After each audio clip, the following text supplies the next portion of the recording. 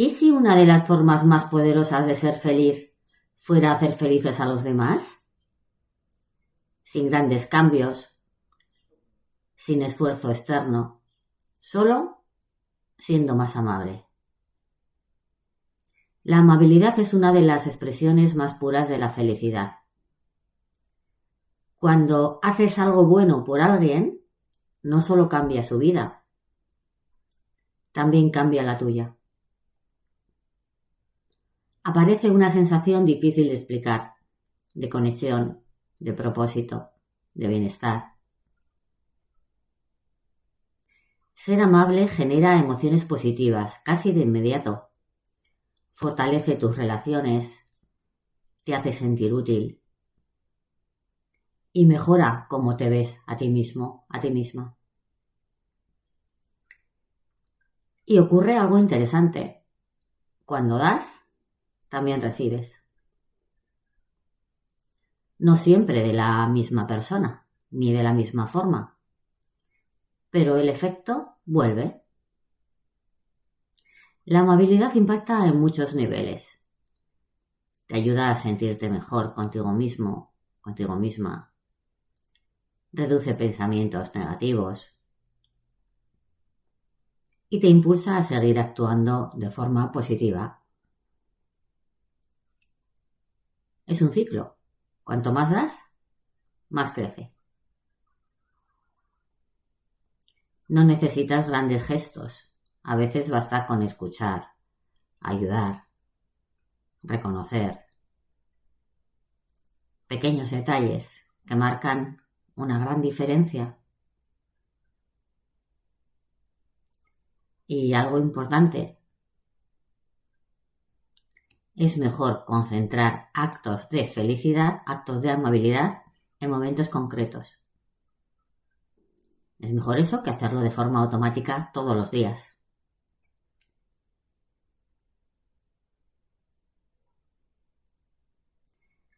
Esto es lo que vamos a escuchar en esta primera parte del capítulo 5 del libro La ciencia de la felicidad. Capítulo 5. Invertir en contactos sociales. Si no estoy para mí mismo, ¿quién estará para mí? Si estoy solo para mí mismo, ¿qué soy? Y si no es ahora, ¿cuándo será? El Talmud. Que los contactos sociales son fundamentales para nuestra salud y nuestro bienestar es indudable. Las relaciones constituyen el factor individual más importante para la supervivencia del Homo sapiens, escribe un psicólogo social. Y no creo que sea una exageración. Una de las conclusiones más sólidas en la literatura sobre la felicidad es que las personas felices tienen mejores relaciones que sus colegas que son menos felices. No es extraño, entonces, que invertir en las relaciones sociales sea una estrategia poderosa en el camino hacia una mayor felicidad. En este capítulo vamos a hablar de 2 actividades para la felicidad que tienen en común los contactos sociales: practicar la amabilidad y cuidar las relaciones.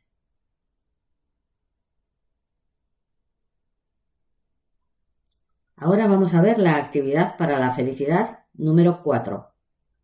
Practicar la amabilidad. Nadie pone en duda la dimensión moral que tiene ser amable y generoso. La Biblia nos exhorta a dar con generosidad y con liberalidad.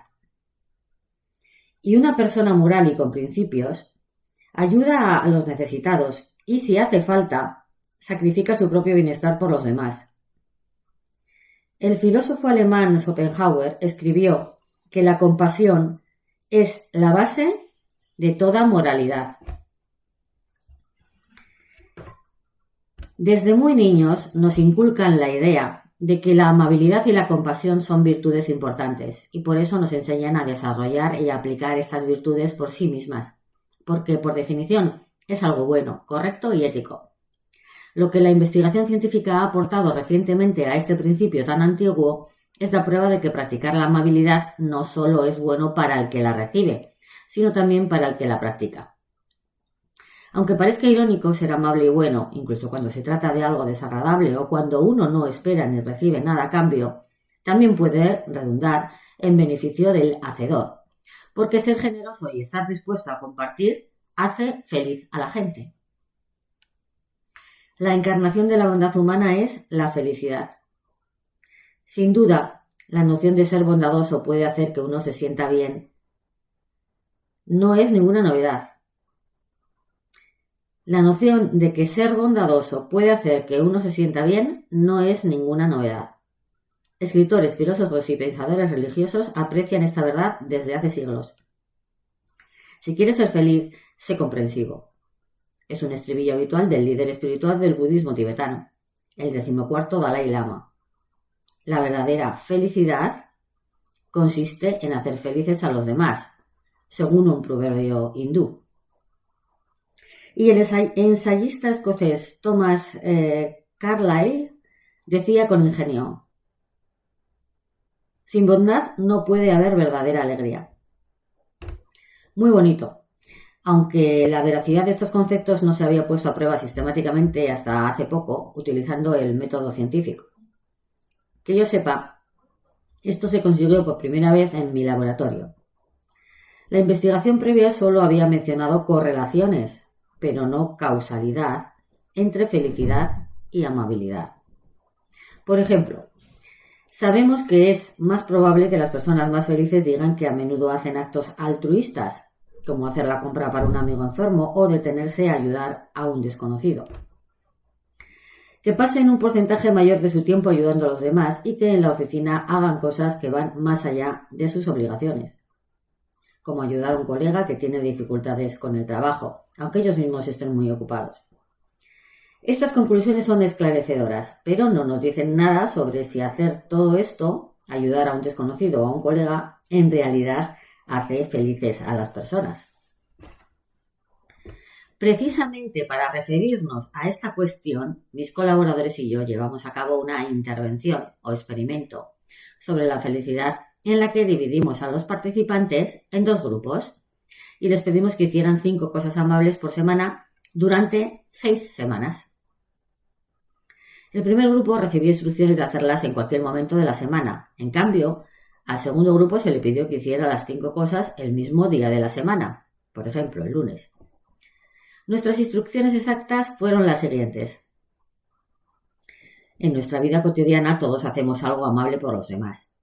Lo que hacemos puede ser mucho o poco y la persona que se beneficia puede darse cuenta o no. Como ejemplos cabe mencionar los siguientes: introducir monedas en el parquímetro de un desconocido, donar sangre, ayudar a un amigo con sus tareas, visitar a un familiar anciano o escribir una carta de agradecimiento. Durante la próxima semana tienes que hacer 5 cosas amables. No hace falta que todas sean para la misma persona, que la persona se dé cuenta, ni que lo que hagas se parezca a lo que hemos mencionado. No hagas nada que pueda ponerte a ti mismo o a los demás en peligro. Todos los domingos por la noche, nuestros participantes presentaban su informe de amabilidad, en el que describían los actos amables que habían hecho cada semana. ¿A quién y cuándo? Los ejemplos del tipo de cosas que hacían variaban muchísimo, desde cosas sencillas, una mera ayuda, hasta cosas realmente importantes. Por ejemplo, invité a un amigo a un helado, lavé los platos de alguien, doné sangre, me quedé con un amigo la primera noche que pasó en su nueva casa, visité un hogar de ancianos, ayudé a un desconocido a resolver un problema informático, presté el auto a mi hermana durante el fin de semana, di $20 a un hombre que no tenía casa, y personalmente este es mi favorito, di las gracias a un profesor por todos sus esfuerzos. Los resultados fueron sorprendentes. Como cabía esperar, ser generosos y atentos hizo felices a las personas, es decir, que los participantes que hicieron cosas amables durante el estudio experimentaron un aumento significativo de su felicidad. Sin embargo, curiosamente, solo expresaron esta mejoría los que manifestaron su generosidad semanal en un solo día. Es decir, que mientras los dos grupos que fueron amables dijeron que se sentían mucho más serviciales después de la intervención que antes, el grupo que recibió instrucciones de distribuir los 5 actos amables en el transcurso de la semana no se sintió más feliz. ¿Por qué? Tengo el presentimiento de que, como muchas de las cosas amables que hicieron los participantes fueron pequeñeces, es posible que repartirlas a lo largo de los 7 días de la semana disminuyera su notoriedad, su importancia y su poder, o que costara más distinguirlas de la amabilidad habitual de los participantes. Después de todo, la mayoría de nosotros realizamos pequeños actos amables y serviciales con regularidad, y puede que ni siquiera nos demos cuenta. Por consiguiente, este estudio demuestra que el momento oportuno es decisivo para que una actividad para la felicidad sea efectiva. En la sección que trata de la gratitud, en el capítulo 4, observé que cuando pedíamos a las personas que dieran las gracias por lo que tenían de forma regular, los únicos que se beneficiaron con un incremento de su bienestar fueron los que lo hacían una vez por semana, en comparación con 3 veces por semana. Esto significa que para maximizar sus efectos positivos hay que determinar exactamente cómo, cuándo y con qué frecuencia hay que dedicarse a una práctica que incremente la felicidad. Los resultados de nuestra intervención sobre la amabilidad sugieren que lo ideal es hacerlo más de lo habitual, al menos en lo que respecta a la amabilidad. Nuestro estudio fue el primero en demostrar que una estrategia para incrementar el comportamiento amable es un método efectivo de aumentar la felicidad. Desde entonces hemos llevado a cabo investigaciones más duraderas y más intensivas para averiguar cómo y por qué surten efecto esta y otras estrategias. Por ejemplo, hicimos otro estudio en el cual pedimos a los participantes que hicieran actos amables, aunque en aquella ocasión nos pusimos en contacto con ellos un mes después de finalizar la intervención, para averiguar si seguían teniendo el mismo nivel de felicidad. Asimismo, algunos de los participantes tuvieron oportunidad de variar los actos amables que hacían, mientras que otros no. Al principio del estudio pedimos a todos que hicieran una lista de los actos amables que les gustaría hacer más en el futuro y que se pueden repetir fácilmente a diario. Por ejemplo, podían decidir hacer una tarea doméstica adicional, enviar tarjetas electrónicas a sus familiares, ayudar a alguien a llevar o a levantar algo, dar algo especial a su animal de compañía o preparar el desayuno para su novio. Los que estaban en la condición de mucha variedad podían mezclar y combinar 3 actos que quisieran hacer cada semana, mientras que los que estaban en la condición de poca variedad tenían que hacer las mismas 3 cosas cada semana durante 10 semanas seguidas. Este segundo estudio de amabilidad nos confirmó una vez más que actuar con amabilidad de forma habitual hace felices a las personas durante un periodo prolongado. Sin embargo, la mayor o menor variedad en lo que hacen establece una gran diferencia. Me refiero a que el nivel de felicidad de los participantes que tuvieron que repetir una y otra vez los mismos 3 actos amables decayó en mitad del estudio y después recuperó el nivel original. Es probable que para aquellas personas el ejercicio no fuera más que otro elemento en la lista de las cosas que tenían que hacer, es decir, una experiencia tediosa que les restaba felicidad en lugar de aumentarla. Para que una actividad aumente nuestro bienestar tiene que seguir siendo fresca y significativa. Evidentemente, cuando emprendas tu propio programa para incrementar la felicidad, lo harás motu propio y no porque te induzca a hacerlo un experimentador con una bata blanca. En realidad, cuando eliges una actividad adecuada para ti, eliges, por definición, hacer algo que valoras y que crees que disfrutarás, lo cual te enriquece notablemente. El mero hecho de escoger una actividad te puede hacer sentir radiante y más feliz incluso antes de acometer tu primer acto amable o de gratitud o lo que fuere. Sin embargo, este estudio nos advierte que no hemos de caer en la rutina al poner en práctica la estrategia que hayamos elegido. Merece la pena añadir un poco de sabor a las estrategias para la felicidad. Hablaremos más de esto en el capítulo 10. ¿Por qué nos hace felices ser amables? Contemos las maneras. La teoría y la investigación psicológicas nos proporcionan abundantes pruebas de los motivos o mecanismos por los que ayudar nos hace felices. Ser amable y generoso te hace percibir a los demás de forma más positiva y benévola. Por ejemplo, es posible que el veterano sin techo esté demasiado enfermo para trabajar, o mi hermano hace todo lo posible en matemáticas pero le cuesta mucho. Y fomenta una mayor sensación de interdependencia y colaboración en tu comunidad social. Por ejemplo, hace falta una ciudad para criar a un niño, o todos debemos colaborar para mejorar el medio ambiente.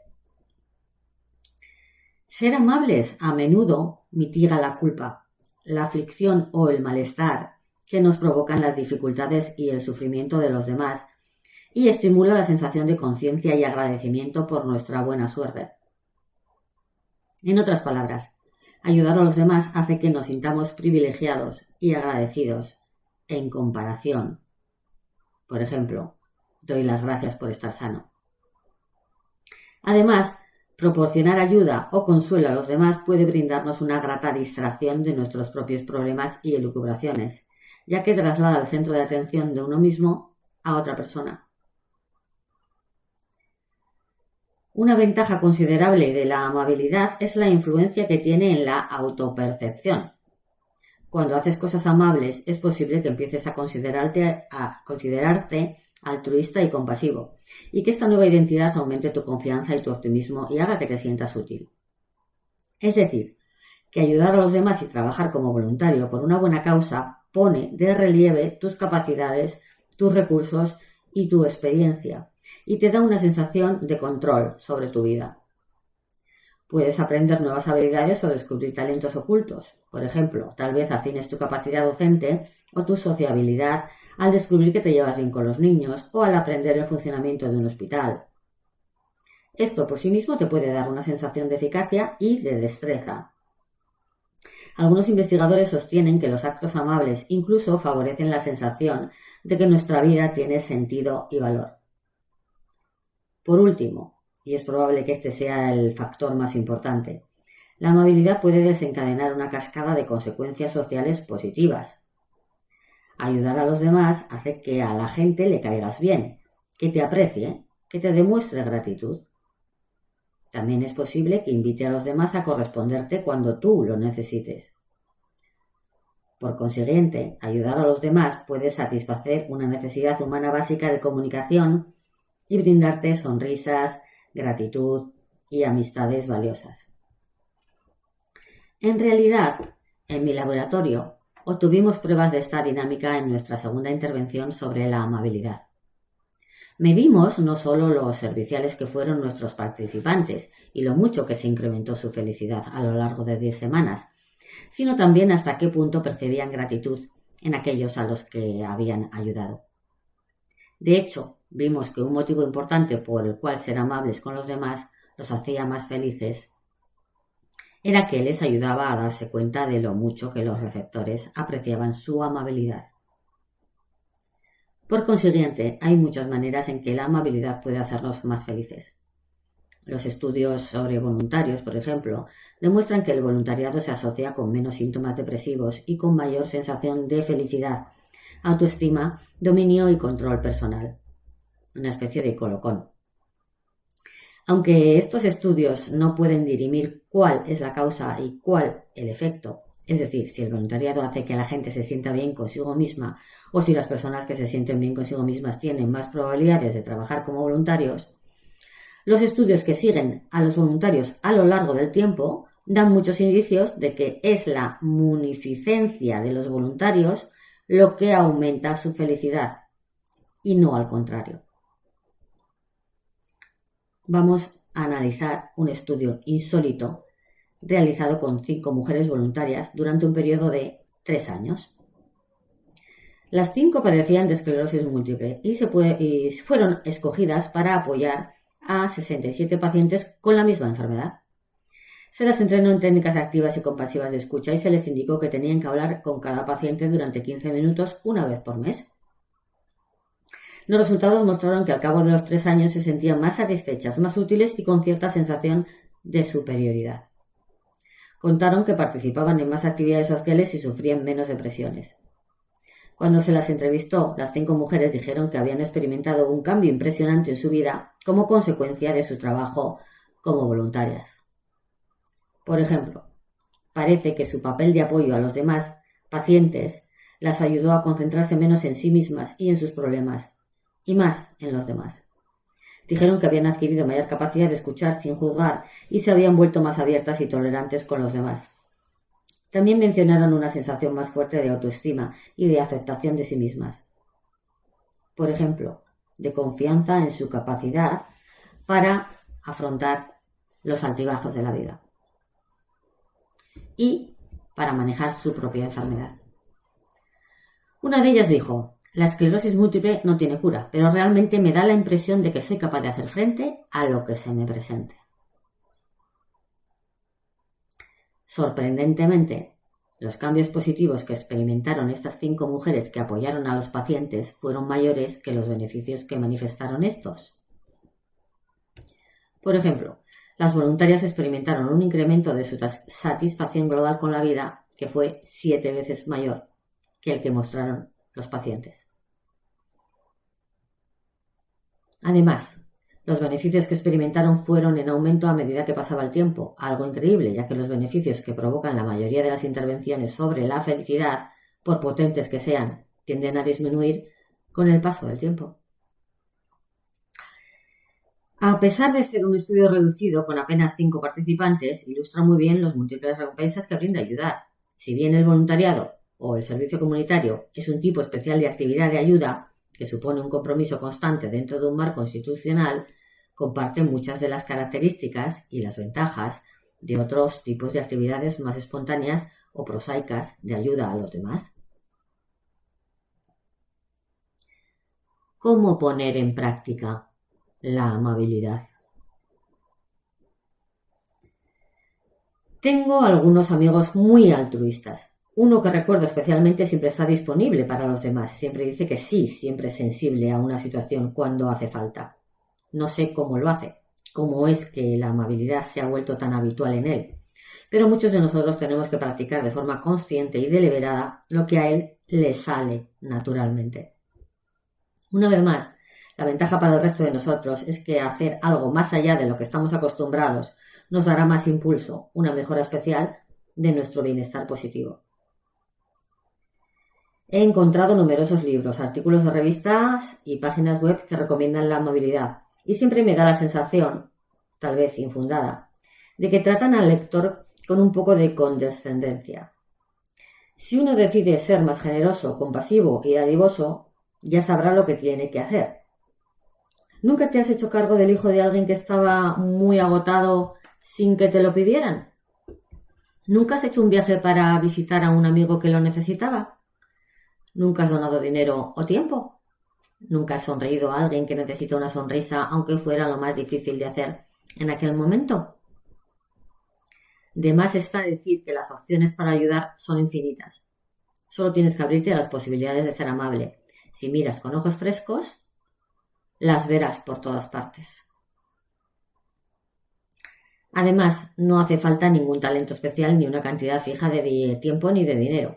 El hecho no tiene por qué ser inmenso ni complicado. Y si alguna vez no sabes qué acto de amabilidad, generosidad o caridad puedes hacer, no tienes que ir más allá de tu casa, tu lugar de trabajo o tu comunidad. A veces uno se complica mucho buscando una causa especial a la que dedicarse, cuando esa causa especial puede ser tu cónyuge, un hijo, un compañero de trabajo o un viejo amigo. Una conocida que tenía un bebé recién nacido me contó una anécdota sobre su marido. Él era músico, violonchelista, y había oído hablar de un programa musical de servicio a la comunidad que consistía en visitar hogares de ancianos una vez por mes para entretener a los residentes. Aunque tenía muchísimo trabajo y apenas le quedaba tiempo para dedicar a su mujer y a su hija recién nacida, empezó a destinar varias horas por mes a esta actividad. Se tomaba muy en serio el nuevo quehacer, que realizaba con las mejores intenciones, pero su esposa estaba fuera de sí y un día se me quejó. ¿Cómo puede tocar para desconocidos cuando ni siquiera tiene tiempo para entretener a su propia hija? Elige con cuidado tus actos amables, ya que cualquier cambio en tu conducta puede provocar consecuencias no buscadas, buenas o malas. Por encima de todo, no tienes que ser la Madre Teresa ni el Dalai Lama. Los actos pueden ser pequeños y breves. La oportunidad es fundamental. El primer paso para poner en práctica la estrategia de la amabilidad consiste en elegir lo que pretendes hacer, con qué frecuencia y con qué intensidad. Los resultados de mis estudios de intervención demuestran que esta es una decisión importante. Si haces muy poco, no serás mucho más feliz. Si haces demasiado, a lo mejor al final te sientes sobrecargado, enfadado o cansado. Te sugiero que sigas el modelo de uno de los grupos de mi primera intervención sobre la amabilidad, que se vio compensado con los mayores incrementos de la felicidad. Eligieron un día de la semana, por ejemplo, el lunes, y ese día, y ningún otro, hicieron un gran acto amable nuevo y especial. O de lo contrario, entre 3 y 5 pequeñitos. Digo nuevo y especial porque seguro que ya repartes numerosas amabilidades grandes y pequeñas todos los días. Y esta estrategia requiere hacer algo adicional, algo que te haga salir de la rutina. Quiero decir que si siempre dejas para pasar los coches que tienes delante o ya trabajas como voluntario en un hospital una vez por semana, estos no pueden ser tus actos amables, nuevos y especiales, sino que tienes que hacer alguna otra cosa. En la variedad está el gusto. O como dicen los ingleses, la variedad es la pimienta de la vida. Una segunda consecuencia que surge de mis estudios sobre la amabilidad es mezclar, cambiar el sabor, variar lo que haces. Agregar monedas en un parquímetro o hacer una tarea doméstica más te da impulso las primeras veces, pero al cabo de un tiempo te adaptas al nuevo hábito y ya no te dará la misma cantidad de felicidad. Esto no significa que tengas que dejar de hacerlo obligatoriamente, sino que tendrás que incorporar a tu rutina otro acto amable. Es posible que los grandes compromisos que suponen contacto regular con otras personas, como dar clases particulares a un alumno de secundaria, visitar a un vecino enfermo o recaudar fondos para una causa, no se presten al mismo grado de adaptación, sino que sigan brindándote beneficios a ti y a los demás en forma de felicidad, autoestima y otros recursos y aptitudes. Variar constantemente tus actos de amabilidad requiere esfuerzo y creatividad. A continuación, te proponemos algunas ideas. En primer lugar, si vas escaso de dinero o de otros recursos, regala tiempo. Ofrécete a hacer una reparación necesaria, a quitar las malas hierbas de un jardín, a llevar a un niño al parque o a ocuparte de revisar los impuestos de alguien. En segundo lugar, sorprende a alguien con una comida casera, una salida, un regalo, una carta o una llamada telefónica. En tercer lugar, todas las semanas trata de hacer más veces algo que no te salga naturalmente. En mi caso, ser educada con los televendedores. Para otra persona puede ser ofrecer una sonrisa sincera y saludar o dar las gracias a un transeúnte o al cajero del supermercado. O escuchar con atención, mirando a los ojos, cuando un amigo te cuenta sus cuitas. En cuarto lugar, esfuérzate por desarrollar la compasión, es decir, la disponibilidad y la capacidad de comprender las dificultades y los puntos de vista de los demás. Tal vez sea un lugar común, pero cuesta mucho ponerse en el lugar del otro, ver el mundo desde su perspectiva.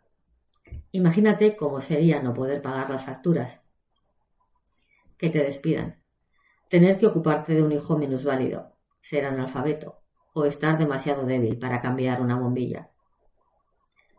Ofrecer ayuda todas las semanas a alguien así puede ayudarte a aumentar tu gratitud y a desarrollar y fortalecer tu compasión. En quinto lugar, por lo menos una vez por semana, haz algo amable que no le cuentes a nadie y sin esperar nada a cambio. Decide no ponerte a pensar por qué los demás no son tan considerados como tú. Esta resolución fortalecerá tu convicción de que no eres generoso solo para que te aprueben y te admiren, y eso profundizará tu sensación de valor y de sentido de la vida, así como tu autoestima.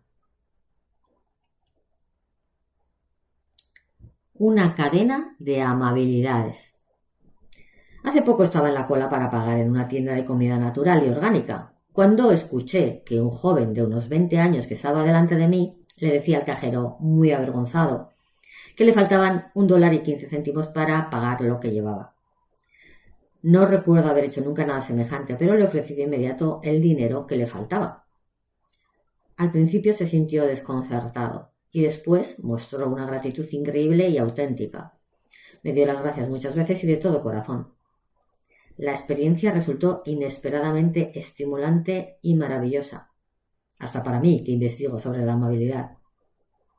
$1 era tan poca cosa, pensé, y sin embargo allí había alguien que, sin lugar a dudas, apreció y valoró lo que hice.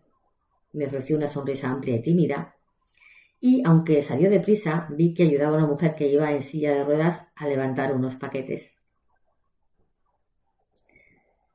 Cuando diseñes tu estrategia única de amabilidad, recuerda que los actos amables a menudo provocan reacciones en cadena de este tipo.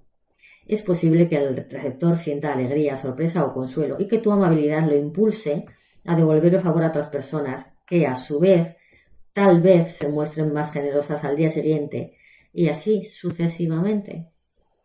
En otras palabras, un acto benévolo puede desencadenar una serie de actos amables.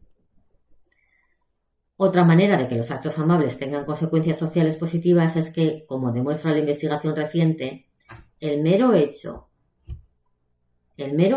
de ser testigo o de oír hablar de un acto de amabilidad hace que las personas experimenten una elevación, calidez en el pecho, que se sientan conmovidas e impresionadas y que tengan más deseos de hacer cosas buenas. Después de observar los actos heroicos de amabilidad de los bomberos de la ciudad de Nueva York, el personal de emergencia y otros, justo después de los atentados del 11 de septiembre, los telespectadores dejaron sus sillones y fueron a donar sangre en una proporción de 2 a 5 veces más de lo normal. Una última advertencia. Todas las recomendaciones que hemos dado aquí pretenden maximizar la cantidad de felicidad que recibes como consecuencia de emprender una estrategia de amabilidad. Algunas veces esto supone hacer menos o dejar de hacer lo que uno hace. Quiero subrayar que la mayoría de las personas no actúa de forma compasiva y generosa en su propio provecho, sino en el de los demás, y por consiguiente pueden seguir actuando como voluntarios o arreglando cosas, o enseñando, o escuchando, o limpiando, o donando, porque es su obligación moral, de modo que no tomes mis sugerencias al pie de la letra. En ocasiones te pedirán que ayudes a los demás a expensas de tu propio bienestar. En la medida en que este no sea un patrón persistente en tu vida, ni una causa fundamental de tu infelicidad, deberías plantearte decir que sí. Cuando la amabilidad es perniciosa. El lugar común de que ser amable con el prójimo te puede hacer feliz presenta varios requisitos importantes. El primero es que hay determinadas categorías de ayudas que en realidad van en detrimento de la salud física y mental. La categoría acerca de la cual más saben los investigadores es la dedicación exclusiva a cuidar de un ser querido que tiene una enfermedad crónica o una minusvalía.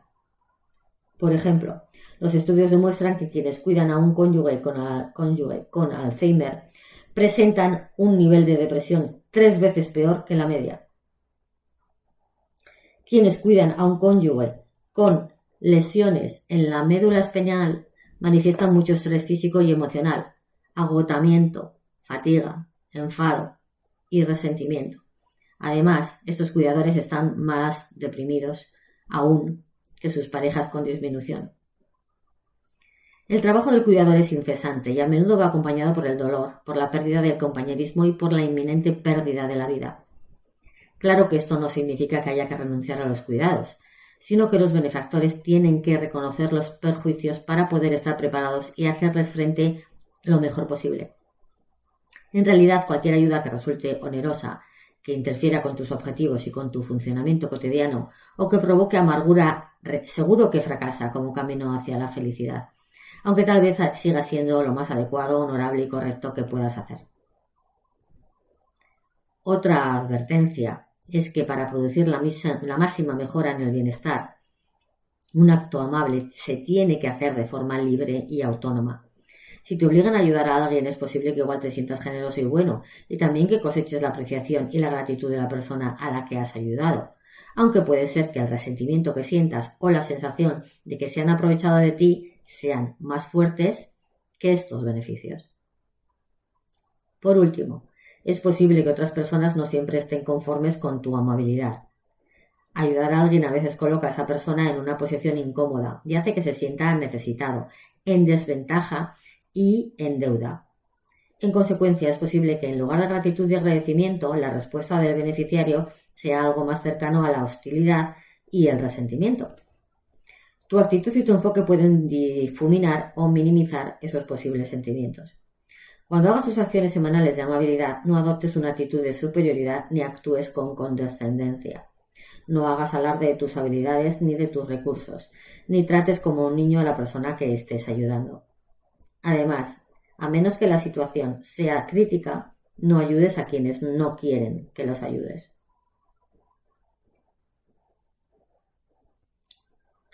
Post-scriptum. La amabilidad frente a la riqueza. Como he dicho en el capítulo 2, ya tenemos pruebas aplastantes de que el dinero no hace felices a las personas. O, para ser más exactos, que no las hace tan felices ni por tanto tiempo como ellas piensan. ¿Me creerías si te dijera que ser más generoso, compasivo y benévolo te haría más feliz que aumentar tus ingresos?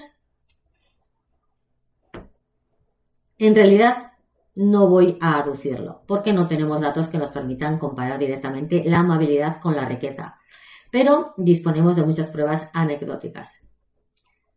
La más convincente, en mi opinión, viene del ejemplo de Bill Gates, que anunció que renunciaría a sus obligaciones cotidianas como presidente de Microsoft en 2008 para dedicar más energía a la filantropía. Es el hombre más rico del mundo, según Forbes, y sin embargo, dedica buena parte de su tiempo y su esfuerzo a regalar su dinero, más de la mitad de su fortuna, para ser precisos. Por ejemplo, desde el año 2000, la Fundación Bill and Melinda Gates ha donado 6.000 millones de dólares, más que la mayoría de los países, a mejorar la salud en países en vías de desarrollo, incluidos centenares de millones de dólares para vacunación infantil y para la investigación médica, y 2.500 millones de dólares para educar a los pobres. Es muy posible que una de sus donaciones afecte más al mundo que cualquier cosa que haya hecho como presidente de Microsoft. ¿Por qué lo hace? No lo sé, pero puedo especular que le produce tanta felicidad regalar dinero como ganarlo. Gates explica su filantropía diciendo: es divertido, pero también es una responsabilidad enorme. Sin embargo, mi trabajo en Microsoft también es divertido y una responsabilidad inmensa. Lo mismo se puede decir de la paternidad. Muchas de las cosas más importantes de la vida son así. Si no, ¿qué sentido tendría levantarse de la cama por la mañana? Otro ejemplo fascinante es el de Sherry Lansing, la primera mujer que dirigió un gran estudio en Hollywood. Renunció al poder, a la fama y a la riqueza como directora de Paramount Pictures para dedicarse en exclusividad a la filantropía. Según las noticias, sus colegas y sus amigos se quedaron atónitos, aunque parece que ella es mucho más inteligente que ellos para apreciar lo que realmente constituye la felicidad duradera. Se ha ocupado de crear una fundación sin fines de lucro con el objeto de investigar y difundir información sobre el cáncer, defender la investigación con células madre y recaudar fondos para causas relacionadas con los derechos humanos. Se supone que para Lansing esto es más gratificante que un sueldo de 7 dígitos. Si este capítulo te ha inspirado a ser más amable, puedes dejarme un like. Y si quieres trabajar tu bienestar de forma más profunda, puedes ponerte en contacto conmigo. Gracias por la escucha.